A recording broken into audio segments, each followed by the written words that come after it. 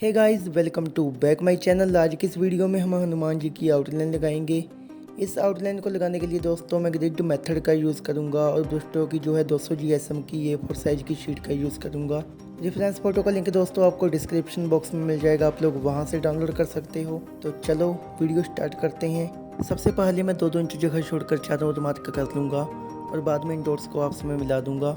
जो ऊपर वाले डॉट्स होंगे उन्हें नीचे वाले डॉट्स के साथ मिला दूंगा और जो दोनों साइड वाले डॉट्स होंगे इन्हें भी आपस में मिला दूंगा। अब आप देखिए मैं कैसे करता हूँ। Enjoy the video.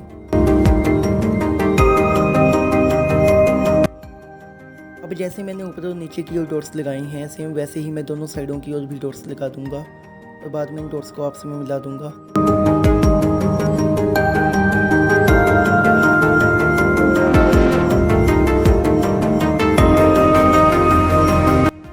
अब दोस्तों मैं इन डॉट्स को आपस में मिला दूंगा। जो ऊपर वाले डॉट्स होंगे उन्हें नीचे वाले डॉट्स के साथ मिला दूंगा और जो दोनों साइड वाले डॉट्स होंगे इन्हें भी आपस में मिला दूंगा।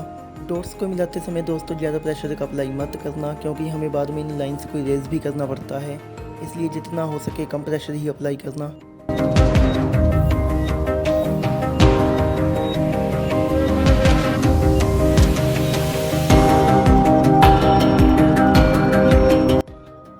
अब दोस्तों मैंने जो ये बॉक्स लगाए हैं इनमें मैं नंबरिंग कर लूँगा। एक और 1 से लेकर 11 तक होंगे और दूसरी और 1 से लेकर 15 तक होंगे।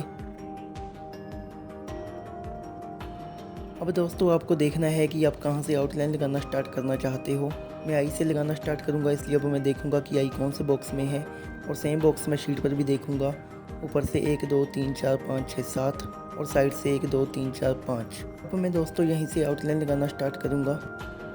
अब रेफरेंस फ़ोटो पर जो बॉक्स है और जो शीट पर बॉक्स है, इन दोनों का साइज जो है सेम होना चाहिए।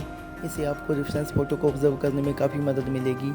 तो चलो दोस्तों अब हम आउटलाइन लगाना स्टार्ट करते हैं। Enjoy the video.